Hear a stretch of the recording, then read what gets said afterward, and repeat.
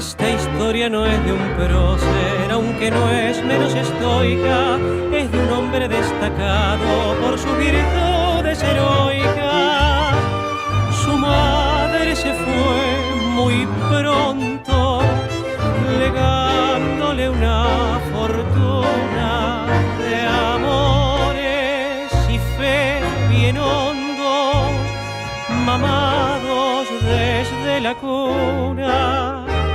Obrando no tuvo rival, la ambición no lo enredaba, enfrentando siempre al mal, atenciones prodigaba. Sangre de obrero en tus venas, para la gloria estás listo.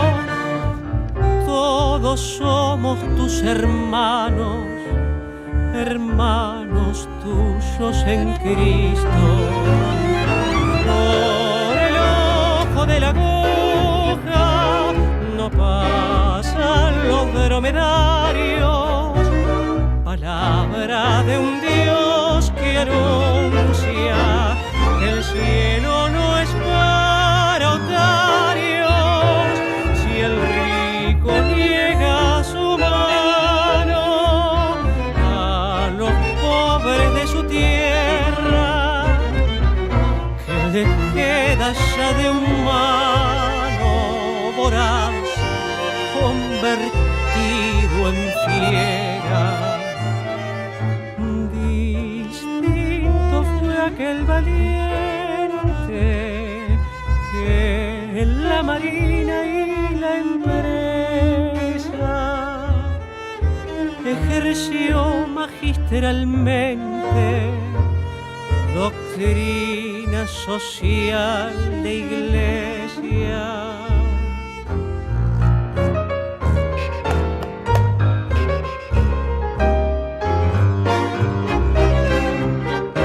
Renunció al cargo más alto, conminando a don dinero, con pasión noble de santo, que se someta al madero. Del ruin desempleo odioso salvó a la cristalería, gran logro fiel y piadoso de quien más la protegía. Planteó estrategia genial y los gringoamericanos, admirados por demás, le estrecharon ambas manos. Sangre de obrero en tus venas, para la gloria estás listo. Todos somos tus hermanos, hermanos tuyos en Cristo. Misterioso es el destino, no entiende nuestros quebrantos, parece amparar cretinos y mete justa a los santos. 260 obreros acudieron a dar sangre para el bien del león señero, de 9 cachorros padre. No alcanza todo el esfuerzo cuando la suerte está echada. Falleció en paz y sereno, asiduo a su dulce amada. Entre varones leales el Papa te distinguió, esperanzanos altares, venerable Enrique Shaw.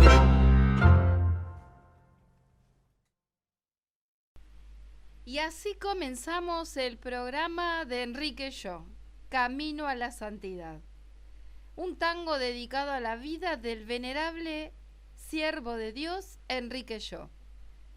Manden mensajes al 11 30 98 000, WhatsApp, nombre, apellido y de qué zona son. Les vamos a estar respondiendo. Soliciten los libros de Enrique, soliciten la estampa, no tiene ningún costo. Para comenzar este programa decidimos escuchar este tango maravilloso y vamos a continuar con las reflexiones del Padre Díaz. Una reflexión donde no podemos mirar para otro lado.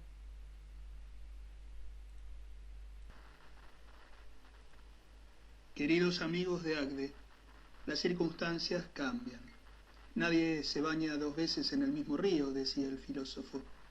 Pero hay momentos en que la realidad cotidiana nos aleja de esa experiencia y nos parece que estaremos siempre igual, en el mismo lugar, sin llegar nunca a ningún lado. Son momentos en que la frustración y el desánimo ganan espacio y sostener la esperanza se hace para los cristianos una esforzadísima tarea cotidiana. Y de pronto, las cosas cambian, la sociedad cambia. No es un cambio perfecto, no lo es en lo absoluto. Trae en sí mismo muchas contradicciones y hasta serios peligros, pero se abre un espacio mayor a la transformación, a algo diferente. La novedad se muestra posible y libres de miedos que paralicen, pero con los justos miedos que nos hagan más sabios y prudentes, volvemos a creer que se puede ser una nación grande, con paz y en un equilibrio armónico, con desarrollo y trabajo, con educación y salud. Me pregunto, ¿cuál es el lugar de ACDE en este nuevo contexto? ¿Cuál es el lugar de cada uno de los que nos presentamos como empresarios cristianos en esta nueva etapa? Viene a mi memoria un conocido texto de Albert Einstein que quiero compartir. No pretendamos que las cosas cambien si siempre hacemos lo mismo. La crisis es la mejor bendición que puede sucederle a personas y países, porque la crisis trae progresos. La creatividad nace de la angustia como el día de la noche. Es en la crisis donde nace la inventiva, los descubrimientos y las grandes estrategias. Quien supera la crisis se supera a sí mismo sin quedar superado. Quien atribuye a la crisis sus fracasos y penurias, violenta su propio talento y respeta más a los problemas que las soluciones. La verdadera crisis es la crisis de la incompetencia. El problema de las personas y los países es la pereza para encontrar las salidas y soluciones. Sin crisis no hay desafíos. Sin desafíos la vida es una rutina, una lenta agonía. Sin crisis no hay méritos. Es en la crisis donde aflora lo mejor de cada uno, porque sin crisis todo viento es caricia. Hablar de crisis es promoverla, y callar en la crisis es exaltar el conformismo. En vez de esto, trabajemos duro. Acabemos de una vez con la única crisis amenazadora, la tragedia de no querer luchar por superarla. La crisis ya está dada. Nos venimos topando con ella cada día, en sus rostros de desintegración social, pobreza, violencia, en la enorme dificultad para trabajar y producir, la educación tan deficitaria y la salud tan desatendida, las muchas diferencias de oportunidades y la mínima expectativa hacia el futuro nos dejaban una sensación de ahogo difícil de sostener. También vivimos la crisis en la contraposición irreconciliable de grupos que sostienen distintos valores, libertad o justicia social, empresa o Estado, trabajo o asistencia a los necesitados. Los términos relegados en los últimos años hoy han irrumpido imponiendo su triunfo en las urnas, pero cuidado, volvemos a correr la tentación de creer que se puede olvidar una parte verdadera de los valores. Necesitaremos de una vez por todas luchar unidos y juntos por construir una nación que incluya en la verdad y la justicia ambos términos. Ha llegado el tiempo de sacudirse la pereza y aceptar los desafíos de cambiar un país que no nos conforma, cada uno desde su rol, desde su misión. En lo personal y asociados, como cristianos que han recibido la noble vocación empresaria, se actualiza nuestra tarea. Debemos colaborar para que cambien en nuestra sociedad muchas cosas. Es nuestra tarea generar riqueza genuina y hacerlo honestamente. Habrá que entablar batalla a los negociados y la corrupción tan encarnados en nuestra sociedad. Como empresarios, se nos demanda una permanente conversión a lo que Cristo nos propone como generadores de riquezas, en el revisar si lo hacemos siempre por el bien de nuestros hermanos. En primer lugar, como dadores de trabajo justo. En segundo lugar, como administradores solidarios, a quienes se confían sus hermanos aún marginados de lo necesario e incluso lo indispensable. En tiempos en que las transformaciones se vislumbran con un alto costo social, no podemos mirar hacia otro lado o decir que no es nuestra responsabilidad. En otros aspectos, nos toca seguir haciendo lo mismo en una circunstancia nueva. Debemos seguir proponiendo a todos el mismo cambio que Enrique Llo se proponía cuando decía: no se puede vivir el Evangelio sin preocuparse de que se den las condiciones de gobierno, de estructuras sociales, de vivienda, alimentación, libertad, etc., sin las cuales la vida deja de ser humana. Tantas veces nos quejamos de la mirada que nuestra sociedad tiene sobre el empresariado. Sueño con que nos ganemos una mirada distinta, valorativa y agradecida, por haber sido parte de la puesta en marcha de un gran desarrollo para todos los argentinos. Esta es una nueva oportunidad. Queridos amigos, que con su bendición el Señor renueve nuestra esperanza y nos haga crecer en un compromiso firme con el bien de todos los que habitan nuestra nación.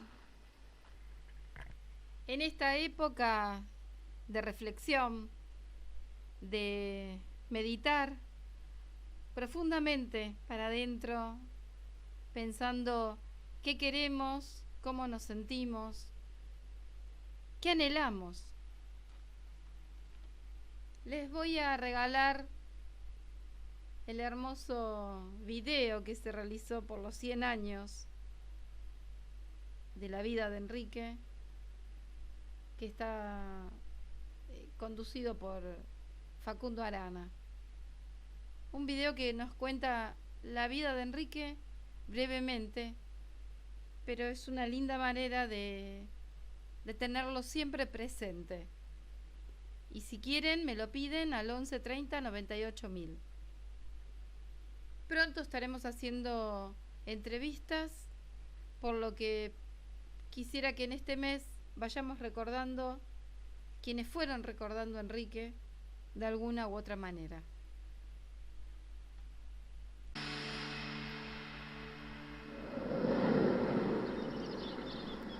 Enrique nació en París en 1921, pero creció aquí, en este entorno, cerca del Plaza Hotel que construyó su abuelo materno. Su mamá, Sara, murió cuando él tenía apenas 4 años.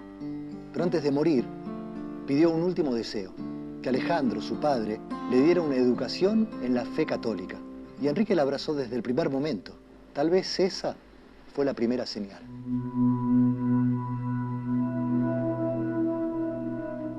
Desde chico, teniendo una devoción eucarística, rezando y encomendándose a Dios, y yo creo que sin duda es por los genes de su madre y también su tío, el padre Adolfo Torkins, que era sacerdote salesiano. Enrique estudió en el Colegio La Salle de Buenos Aires, donde se destacó como un alumno sobresaliente, y a sus 14 años decidió ingresar en la Escuela Naval Militar. A su padre no le gustaba la idea de una carrera militar. Quería que su hijo se preparara para dirigir las empresas familiares. Pero Enrique tenía un objetivo. Quería fortalecer su carácter para cumplir una misión que intuía, aunque todavía no la tenía muy clara, y sentía que esa experiencia podía ayudarlo. En los cursos era un tipo destacadísimo, 2 o 3 años menos que los demás, y rápidamente lo superaba, era un tipo distinto. Enrique amaba leer, y un día en el verano de 1939, casi por casualidad, se cruzó con un libro que le cambiaría la vida. Un libro que hablaba sobre el rol y las responsabilidades del hombre cristiano. Todos los santos se adelantan a los tiempos y creo que la doctrina social de la Iglesia iluminó a Enrique de Lloba, el siervo de Dios, para plasmar su trabajo también como un compromiso social y de desarrollo y dignidad para todos.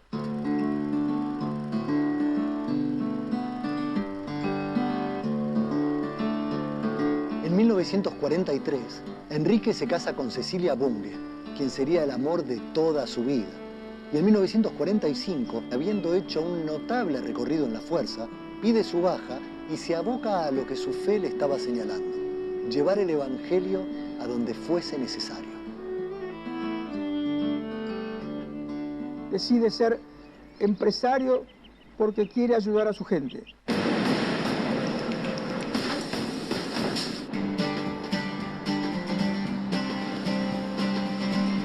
Entre estas mismas paredes y bajo este mismo techo, Enrique se pone un overol y aprende el oficio de la cristalería como un trabajador más.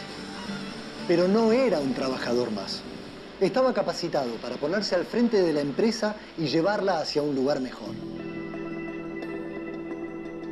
Y así, paso a paso, escala posiciones y por mérito propio llega al cargo de gerente general. Un gerente singular que es muy exitoso en su gestión, pero que está siempre al lado de los trabajadores. Yo trabajé de muy joven en Cristalería Rigolo, entré a los 16 años. Cuando nos conocimos a nivel personal, vinculados también por una línea espiritual, pudimos discutir mucho, muchas veces. Pero él a su vez tenía un gran deseo de decir: la empresa tiene que ser una comunidad de personas. Él tenía una visión que dicen que es propia de los marinos. Se puede decir que en un barco todos navegan juntos, todos tienen que remar juntos. En los 16 años que él trabajó en Rigoló, impuso pautas de trabajo, vínculos relacionales en la empresa que fueron diferenciales.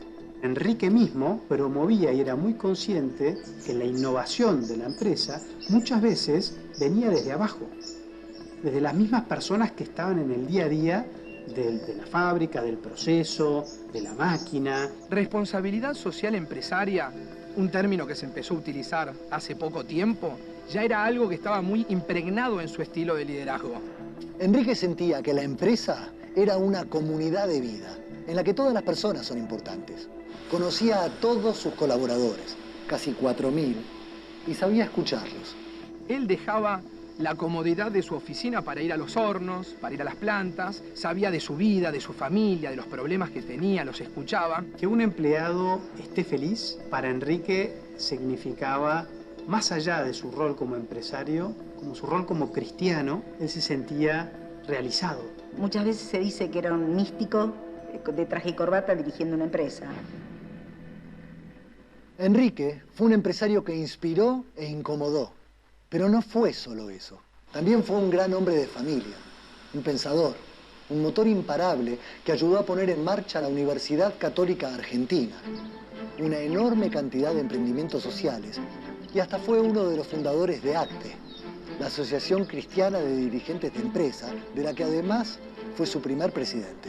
Él fue el que logró que gran parte, sobre todo del mundo empresario, entendiera la importancia de desarrollar nuevos dirigentes de excelencia, pero que tengan una perspectiva y una dimensión cristiana y humana del sector privado. Un hombre que tenía 1000 ocupaciones y era capaz de ocuparse del problema de un obrero o de una cuestión concreta de la iglesia. Impulsó lo que fue en ese momento el decreto ley de asignaciones familiares. Sí, increíblemente fue un empresario. Y hasta estuvo preso por defender a la iglesia de los ataques del gobierno de entonces.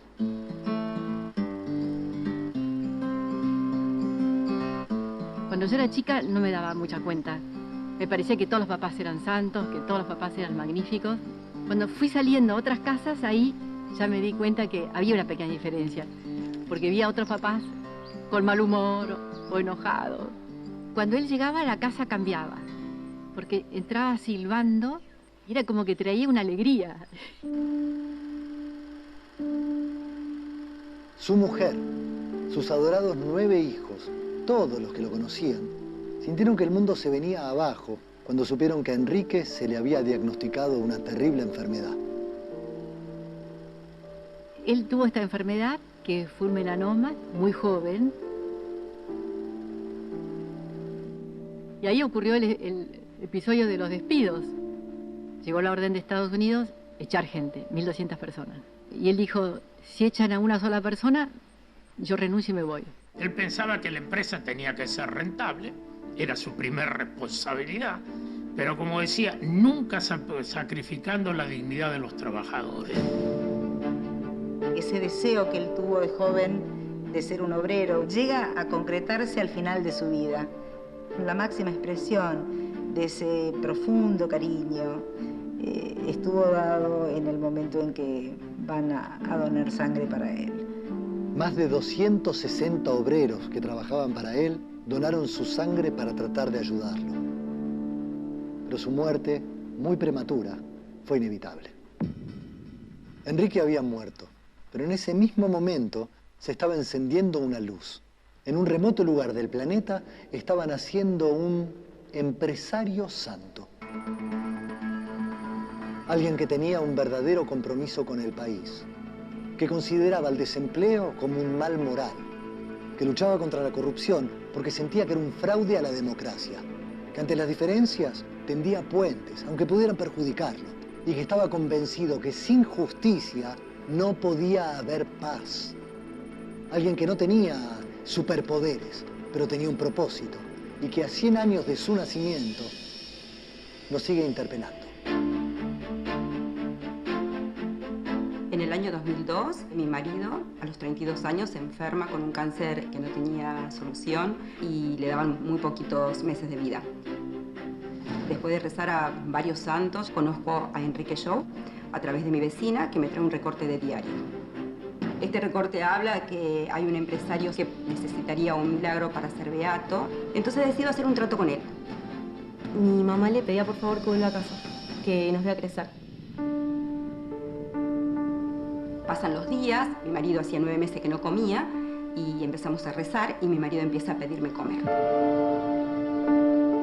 Mi marido hacía ya más de un año que supuestamente se tendría que haber muerto y empieza a trabajar. Vivió 18 años más de los que los médicos decían que iba a vivir. Yo tengo la fe de que Enrique intervino en que mi papá nos pueda ver crecer, gracias a la cantidad de rezos y de peticiones que le hicimos en ese momento. Cuando la Iglesia pide un milagro, es como algo que trascienda lo meramente humano, donde no haya equivocación y el Santo Padre pueda decretar la canonización de esa persona, y ahí, sin lugar a dudas, comienza una causa con la fama de santidad. Mi papá mostró que se puede ser feliz buscando el bien. Se puede ser un empresario honesto, sensible y al mismo tiempo un buen padre de familia y un mejor ciudadano. El estilo de liderazgo de él estaba cimentado en valores humanos. Una vida ejemplar. Y que impactó muy positivamente sobre toda la gente que lo conoció. Pudo decir en sus últimas palabras que moría muy feliz porque podía por fin decir que había hecho felices a los demás.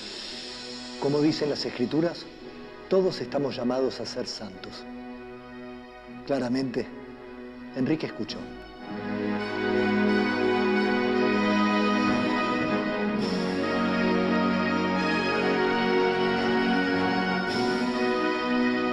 Y con esta historia hermosa, nos vamos a un corte. Y enseguida regresamos con más Enrique Jou Camino a la Santidad. Manden mensajes y los vamos a estar leyendo.